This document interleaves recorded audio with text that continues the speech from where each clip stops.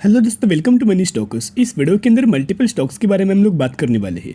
इन्फोसिस के बारे में, विप्रो के बारे में, एज वेल एज हमें टीसीएस के बारे में बात करेंगे। इंपॉर्टेंट लेवल्स के बारे में भी हम लोग बात करेंगे और इंपॉर्टेंट अपडेट्स के बारे में भी हम लोग बात करने वाले हैं।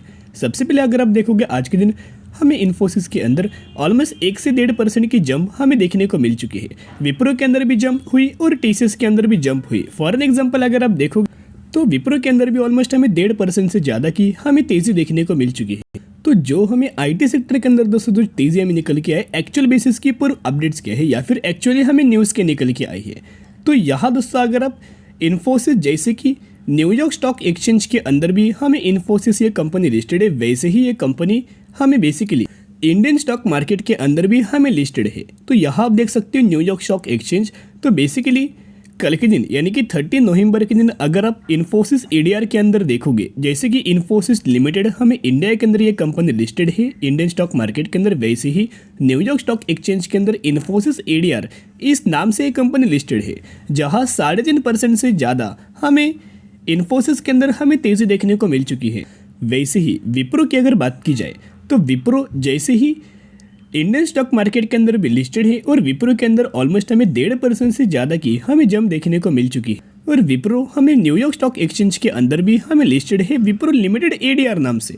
तो जहाँ 3.5% से ज़्यादा की विप्रो एडीआर के अंदर भी हमें जंप देखने को मिल चुकी है। यानी कि इन्फोसिस एडीआर के अंदर भी और विप्रो एडीआर के अंदर भी दोनों कंपनी के अंदर हमें जंप देखने को मिली है। तो जो विप्रो एडीआर और इन्फोसिस एडीआर ये कंपनीज के अंदर जो जंप है, यानी कि इनके इंडाइसेस के अंदर भी हमें जंप देखने को मिली है। तो यहाँ आप देख सकते हो नैस्डैक कंपोजिट। तो नैस्डैक कंपोजिट ने ऑलमोस्ट कल के दिन हमें 4.5% से ज़्यादा की हमें जंप्स थी। तो अगर इंडाइसेस के अंदर जंप होगी तो विप्रो एडीआर, इन्फोसिस एडीआर इन कंपनीज के अंदर भी हमें दोस्तों जंप देखने को मिल जाएगी। करंट बेसिस की पर अगर आप निफ्टी आईटी दोस्तों अगर आप देखोगे, करंट बेसिस की पर निफ्टी आईटी 31,100 समथिंग रुपीज़ की पर हमें ट्रेड करते हुए देखने को मिला है।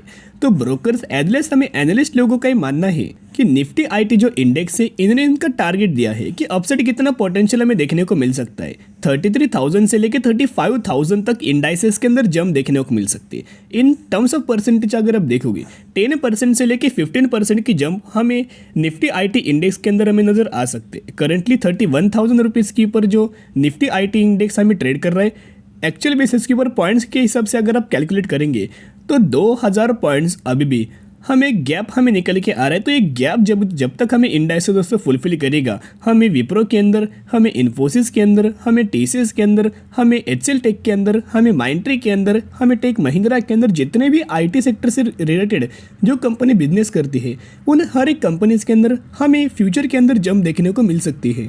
तो दोस्तों आपको याद होगा नैस्डैक के अंदर और भी बड़े बड़े हमें कंपनीज लिस्टेड है, जैसे कि माइक्रोसॉफ्ट हो, नैस्डैक, यहाँ नेटफ्लिक्स है, ये फेसबुक बोल सकते हो, मेटा प्लेटफॉर्म उस कंपनी का नाम है। तो ये बड़े बड़े जो कंपनीज है, इन कंपनीज का अगर आप करंट बेसिस के ऊपर अपडेट्स अगर आप देखोगे, यानी कि इंडाइसेस के अंदर तो जंप है, लेकिन इन कंपनीज के अंदर ह्यूज अमाउंट ऑफ हमें जंप निकल के आई है। 2022 के अंदर दोस्तों अगर आपने देखा होगा कि 2022 में यानी कि गिरावट इन कंपनीज के अंदर निकल के आई थी। 60% की गिरावट कई कंपनीज के अंदर, माइक्रोसॉफ्ट के अंदर 80% गिरावट, इस तरह से हमें गिरावट दोस्तों देखने को मिल रही थी। तो यहाँ आप दोस्तों देख सकते हो मेटा प्लेटफॉर्म या फिर आप बोल सकते हो फेसबुक। तो इसके अंदर हमें ऑलमोस्ट 7.5% से ज़्यादा, ऑलमोस्ट 8% की जंप हमें मेटा प्लेटफॉर्म के अंदर नजर आ रही है। नेटफ्लिक्स अगर आप देखोगे ऑलमोस्ट 9% की जंप हमें देखने को मिली है। यानी कि बेसिकली दोस्तों अगर आप देखोगे फेसबुक के अंदर 8% की जंप, नेटफ्लिक्स के अंदर ऑलमोस्ट 9% की जंप, यानी कि ह्यूज अमाउंट ऑफ इस कंपनीज के अंदर हमें तेजी हमें निकल के आई है। एज वेल एज माइक्रोसॉफ्ट दोस्तों देख सकते हो, माइक्रोसॉफ्ट कंपनी के अंदर भी ऑलमोस्ट 6.5% के आसपास है, फिर 6% से ज़्यादा की हमें तेज़ी निकल के आई है।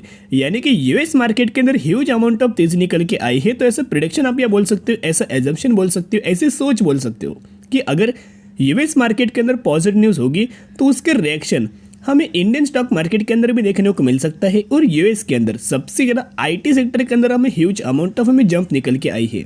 तो इंडियन स्टॉक मार्केट के अंदर आईटी सेक्टर के अंदर हमें जंप निकल के आ सकती है।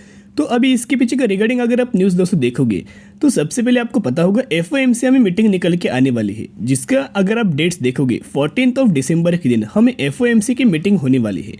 तो ऐसा ब्रोकर्स के मानना है, ऐसे इस तरह से हमें अपडेट्स निकल के आ रही है या फिर इस तरह से प्रेडिक्शन हमें देखने को मिल रहा है कि जो नंबर जो निकल के आने वाला है, जो डेटा हमें देखने को मिलने वाला है, उस डेटा के अंदर राहत हमें देखने को मिल सकती है। तो अगर राहत दोस्तों डेटा के अंदर निकल के आएगी, एफओएमसी मीटिंग के अंदर देखने को मिलेगी, तो आप ये बोल सकते हैं इसका सबसे ज़्यादा बेनिफिट हमें आईटी सेक्टर को निकल के आएगा। नैस्डैक को बेनिफिट देखने को मिलेगा। नैस्डैक के अंदर जितने भी कंपनी, उन कंपनीज के अंदर तेजी निकल के आएगी। और सबसे ज़्यादा बेनिफिट हमें निफ्टी आईटी के इंडाइसेस के अंदर नजर आएगा। अगर निफ्टी आईटी का इंडाइसेस के अंदर जंप अगर आएगी, तो निफ्टी आईटी के अंदर जितने भी आईटी सेक्टर से जुड़ी हुई कंपनीज है, उन हर एक कंपनीज के अंदर हमें जंप देखने को मिल जाएगी। तो जितने भी आने वाले फ्यूचर में पॉसिबिलिटीज हमें देखने को मिल सकती है, हर एक पॉसिबिलिटीज मैंने आपके साथ शेयर किया। अब एक इंपॉर्टेंट लेवल्स हम लोग बात करेंगे। अगर आप इन्फोसिस का पिछले 1 सालों का दोस्तों अगर आप परफॉर्मेंस देखोगे, तो ह्यूज अमाउंट ऑफ यानी कि 15% की गिरावट अभी भी हमें करंट बेसिस के ऊपर देखने को मिली है। एक ट्रेड लाइन दोस्तों आप ये बोल सकते हैं, एक ड्रॉ हमें देखने को मिला है। जो एक लेवल्स था, वो कंपनी ने वो लेवल्स हमें ब्रेक किया है और जल्दी दोस्तों लेवल्स हमें अचीव होते नजर आ सकते हैं। और इन्फोसिस के अंदर एक हमें इवेंट भी देखने को मिला है, बायबैक। तो बायबैक में होता क्या है, बायबैक हमेशा एक प्रीमियम प्राइस के ऊपर लाया जाता है। करंटली 1650 रुपये का प्राइसिंग है, ट्रेड कर रहा है, और बायबैक की जो प्राइसिंग है 1850। तो जल्दी ये कंपनी 1850 रेंज के आसपास हमें जाते नजर आ सकते हैं। और उस पॉइंट तक कंपनी के प्रमोटर्स खुद कंपनी के शेयर्स हमें बाइंग करते नजर आ सकते हैं। तो क्या इन्फोसिस के अंदर बाइंग करने का सही मौका है? 100%। तो अगर आप इन्फोसिस के अंदर बाइंग करना चाहते हो, हर एक गिरावट के अंदर बाइंग करना, buy on the strategy apply करना और लंबे समय के लिए आप ये होल्ड करके चल सकते हो। अभी हम लोग बात करेंगे विप्रो के बारे में। तो विप्रो की अगर बात की जाए, तो बहुत सारे लोगों का अलग अलग सोच होता है। जिन भी लोगों ने 2020 के बाद विप्रो के अंदर निवेश किया होगा, उनकी एक अलग सोच होगी। जिन भी लोगों ने 2010 के अंदर निवेश किया होगा, उनकी एक अलग सोच होगी। या फिर जिन भी लोगों ने 2015 में निवेश किया, उनकी एक अलग सोच होगी। कि जिन भी लोगों ने 2020 के बाद निवेश किया होगा, उनका एक नेगेटिविटी, एक राय विप्रो के अगेंस्ट हमें देखने को मिलेगा कि विप्रो एक बुरी कंपनी है। इसके पीछे का एक ही रीजन आप ये बोल सकते हैं, कंपनी ने 1% का रिटर्न नहीं दिया। इनफैक्ट हमें 42% की गिरावट के अंदर करंट बेसिस के ऊपर भी हमें विप्रो बिलोंग करती है। तो ये जायज़ बात होती है। लेकिन जो भी लोग 5 सालों से निवेश कर चुके हैं, जो भी लोग पिछले 10 सालों से विप्रो के अंदर होल्ड करें, उनको पता है पावर ऑफ कंपाउंडिंग। और जो आपको बेनिफिट पावर ऑफ कंपाउंडिंग का विप्रो के अंदर, इन्फोसिस के अंदर और टीसीएस के अंदर निकल के आता है। और सबसे ज़्यादा बेनिफिट विप्रो के ही अंदर हमें देखने को मिल जाता है। तो जल्दी आपको एक कंपनी 500 के भी ऊपर दोस्तों ट्रेड करते नजर आ सकती है। इसका जो सपोर्ट लेवल है 400 रुपये का हमें सपोर्ट लेवल निकल के आ रहा है। तो 400 रुपये का सपोर्ट लेवल मान करके विप्रो के अंदर buy on the strategy apply करना और लंबे समय के लिए आप ये होल्ड करके चल सकते हो। और लास्ट हम लोग बात करेंगे टीसीएस के बारे में। तीनों कंपनी फंडामेंटली कंपनी बहुत ज़्यादा स्ट्रांग है। आने वाले फ्यूचर में एक मल्टीबैगर रिटर्न आपको नजर आ सकता है। पिछले 1 साल में टीसीएस का अगर आप परफॉर्मेंस देखोगे, तो 13% की गिरावट के अंदर करंट बेसिस के ऊपर टीसीएस हमें अवेलेबल है।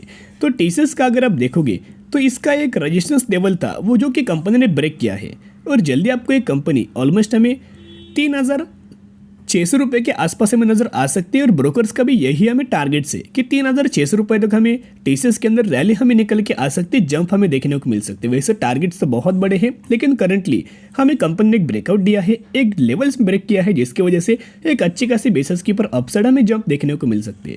तो जो भी लोग टीसीएस के अंदर बाइंग करना चाहते हो, buy on the strategy apply करना और लंबे समय के लिए होल्ड करके चल सकते हो। यूएस के अंदर आईटी सेक्टर के लिए बहुत ही शानदार तरीके से खबर है। तो ह्यूज अमाउंट ऑफ जंप अभी भी हमें देखने को मिलने वाली है और आने वाले फ्यूचर में मिल सकती है। तो आपकी नजर तीनों कंपनी के ऊपर रख सकते हो। तो आज के लिए इतने, अगर वीडियो पसंद आए जरूर वीडियो को लाइक, शेयर एंड सब्सक्राइब कर सकते हो। फिर मिलेंगे, बाय।